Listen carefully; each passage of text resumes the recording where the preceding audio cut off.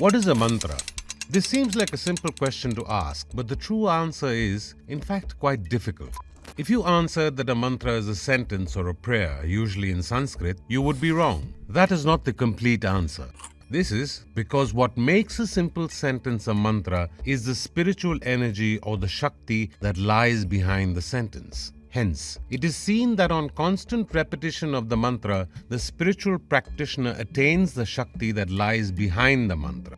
In fact, many Hindu saints maintain that it is only when insight into this energy has been attained that the true repetition or japa of the mantra has actually begun.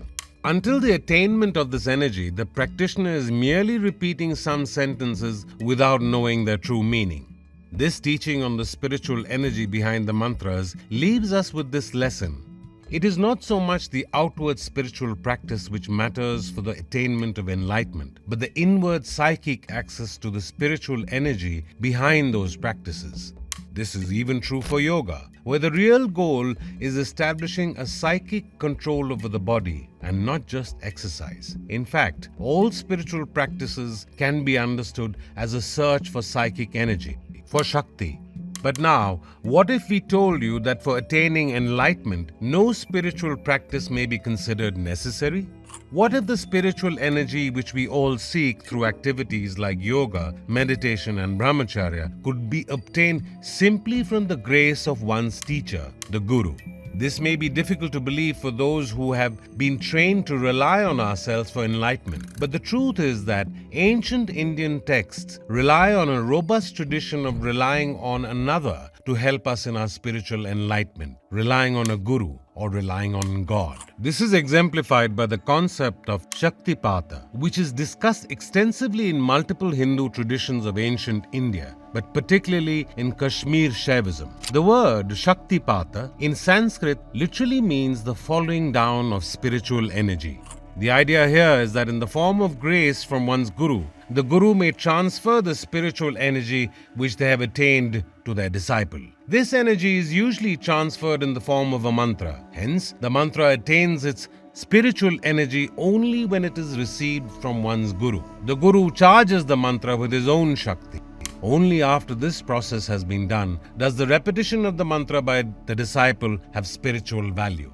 Strangely, however, it has been found that the process of Shaktipāta is often performed only by a touch or even by a glance from the Guru. Hence, a mantra is not necessary for all instances of Shaktipāta. In this video, we will be explaining the strange and shocking secrets behind the process of Shaktipāta. Later in this video, we will also be discussing one famous instance of Shaktipāta, the transfer of energy by Sri Ramakrishna to his most famous disciple, Swami Vivekananda.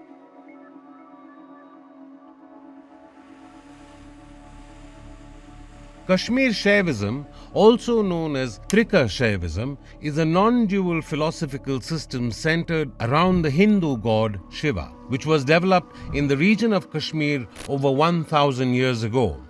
Interestingly, the Kashmir Shaivism philosophy provides an extremely advanced discussion of various levels of intensity of Shaktipāta. The idea is that a guru can transfer spiritual energy at different levels to a disciple. But the more intense this energy, the greater impact it would have on the guru. Hence, we would assume that bestowing the highest spiritual energy, complete unceasing enlightenment, to one's disciple would completely destroy all the energy of the guru, perhaps even leading to his death.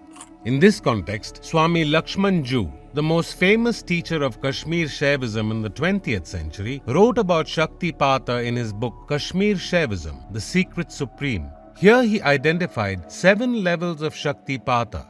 In this context, Shaktipāta is considered to be transfer of energy from Shiva himself, in combination with one's tantric guru. We may provide a brief summary of these levels as follows. The first level of Shaktipāta is called Manda, or inferior grace. Here, the aspiration to be united with Shiva, which is the goal of Kashmir Shaivism, is present only in times of distress and suffering, and it is necessary for them to be reborn for many more lifetimes before attaining enlightenment. In the second level, the aspirant continues to desire worldly pleasures more than union with Shiva. In fact, it is only at the third level that the aspirant even seeks initiation from the Guru. At this level, both worldly pleasures and union with Shiva are wished for equally. The aspirant is undecided between these two goals. It is said that such a person will, on death, attain heaven, where they will experience all of their desires and attain liberation only in their next life. However, we face an important question at this stage. If one reaches a guru only at the third level of Shaktipāta, from whom do we receive the energy for the first two levels? The answer is from none other than Shiva himself, who creates this world of ignorance as a part of his play. At the fourth level, the aspirant searches for a perfectly enlightened guru who teaches him and indeed even attains enlightenment, but only for a limited time. The aspirant is not totally absorbed in this state, but still attains a permanent state of fusion with Shiva after death. It is in fact at the fifth level where we witness the workings of Shaktipāta as discussed previously. Here it is said that a person at this level desires to find a guru, but does not even need instruction. A simple touch or a look, or even simply being in the presence of a master is enough to trigger a state of illumination. In fact, at the highest levels, a guru is no longer necessary. This teaches us the following lesson. The human guru, as a representative of Shiva, is present only in the middle levels of the spiritual path. At the lower levels, he is not found. At the highest levels, he no longer needs to be found. The final, sixth and seventh levels of intensity of Shaktipāta are described as states where the being becomes spiritually liberated on his own, relying directly on Shiva, not needing initiation from any external guru. This is none other than Shaktipāta from Shiva himself, with whom one is now completely identified. One radiates energy to none other than oneself, seeing the world as nothing but the play of one's own consciousness. What truly distinguishes these levels of Shaktipāta is the quality of the recipient or the disciple. In the lower levels of intensity, what is required is simply that one's spiritual aspiration be higher than one's desire for worldly pleasures. Then at the fifth level, one is asked to perform a total surrender to the Guru, who transfers all of his spiritual energy to the disciple. Importantly, after the fifth level, no guru remains. All that was to be taught has been taught. At the sixth and seventh levels, instead what is required is an intuition of non-duality and ultimately the capacity to totally abandon all duality and dwell in the play of non-dual consciousness alone. These qualities cannot be granted by the Guru but only by Shiva himself.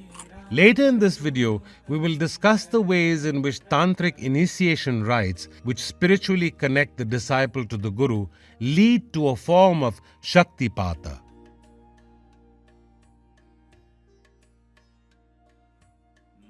Swami Nikhilananda, in his biography of the great spiritual teacher Swami Vivekananda, writes that Vivekananda's guru Ramakrishna Paramhamsa transferred his spiritual energy to the disciple. In fact, he even recounts that Ramakrishna had offered many esoteric spiritual powers to the young Narendranath, the future Vivekananda, but Narendra declined them.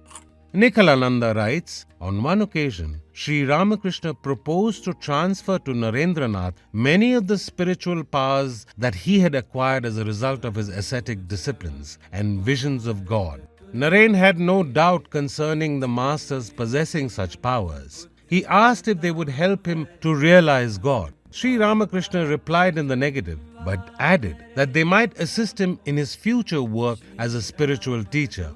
Let me realize God first, said Naren, and then I shall perhaps know whether or not I want supernatural powers.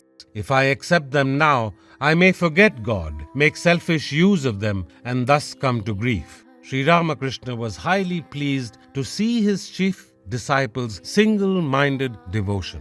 A few years passed in this way, but when the time came for Sri Ramakrishna to leave his body, the spiritual transfer of power, Shaktipāta, was bound to happen. From the Guru to his greatest disciple, who would spread the Guru's teachings all across the world. The story goes as follows, as written by Swami Nikhilananda. One day, the master, unable to speak even in a whisper, wrote on a piece of paper, "Narendra will teach others." The disciple demurred. Sri Ramakrishna replied, "But you must. Your very bones will do it." He further said that all the supernatural powers he had acquired would work through his beloved disciple. A short while before the curtain finally fell on Sri Ramakrishna's earthly life, the master one day called Naren to his bedside. Gazing intently upon him, he passed into deep meditation. Naren felt that a subtle force resembling an electric current was entering his body. He gradually lost outer consciousness. After some time, he regained knowledge of the physical world and found the master weeping. Sri Ramakrishna said to him, "O Naren, today I have given you everything I possess. Now I am no more than a fakir, a penniless beggar. By the powers I have transmitted to you, you will accomplish great things in the world, and not until then will you return to the source whence you have come." In the passage above, we can see a clear instance of Shaktipāta.